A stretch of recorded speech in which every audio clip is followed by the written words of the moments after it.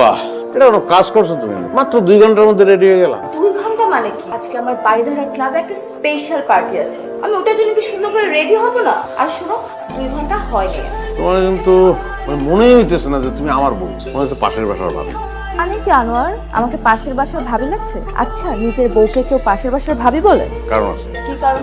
কারণ হলো মানুষের নিজের কোনো কিছু ভালো লাগে না, অন্যটা ভালো লাগে। তোমাকে পাশের বাসার ভাবি মনে করে আমার যদি ভালো লাগে অসুবিধা কি? উদ্দেশ্যটা তো ভালো লাগা। আরে ভাই, তোমার ভালো লাগে আবার। বুঝতে পেরেছি। আশা করো, বসো বসো না। আমি কোনো নাস্তা করতে পারবো না, আমি ফুল ডায়েটে। আমি প্রত্যেকদিন ব্রেকফাস্টে শুধু একটা গ্রিন অ্যাপেল খাই।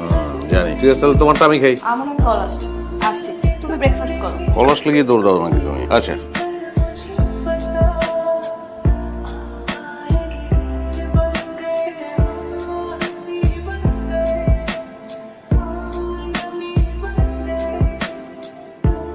অফিসে যেতেছো তো, পাঠাই দেবো না। কিন্তু চলো, বাড়ি দ্বারা যাবে না বললে তুমি? আচ্ছা যাও না, হ্যাঁ। একটু হেল্প করো তো। ঠিক আছে, ধরো কিভাবে যেমন ধরতে হয় না। আসসালামু আলাইকুম। রাহাত, আমি জাস্ট ফ্রেন্ড। পাগল, এই পাগল, জাস্ট ফ্রেন্ড কখনো হয়? হয় ফ্রেন্ড, না হলে ফ্রেন্ড না। ওই তো, আমরা খুব ভালো বন্ধু। ইনফ্যাক্ট মনে আছে তোমাকে ওর কথা বলেছিলাম অনেক আগে? ও, তো আজকে থেকে আমিও ভালো বন্ধু। ও কিন্তু প্রায় আপনার নাম বলে। একটা গ্লাস, দুটা straw। কেন? আর একটা straw আনতে বলো, আমি তোকে 3 জনে একসঙ্গে চুমুক দেবো। আধুনিক সমাজ ব্যবস্থা। এই ভাই, একটা straw দেন দিই এদিকে প্লিজ। এই, তুমি আমার পিছনে স্পাই লাগিয়ে নিজের বউর পিছনে কেউ স্পাই লাগায়? তুমি এত নীচ, এত জঘন্য হয়ে গেছো। এই তোর শিল্প সাহিত্য বন্ধ কর। কার বই করছো তুই? আমি অবশ্যই আমি নিচ, আমি জঘন্য।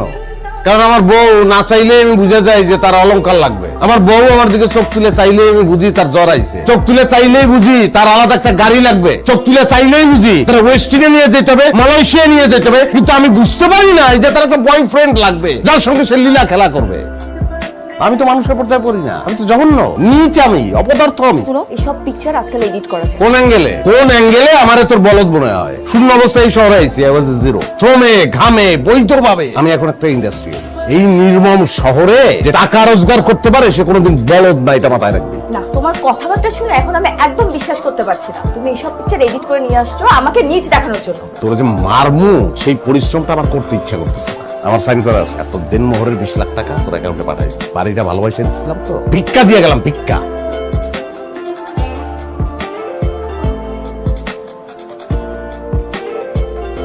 চা লাগবো যা। রং হয়ে কত দেখলাম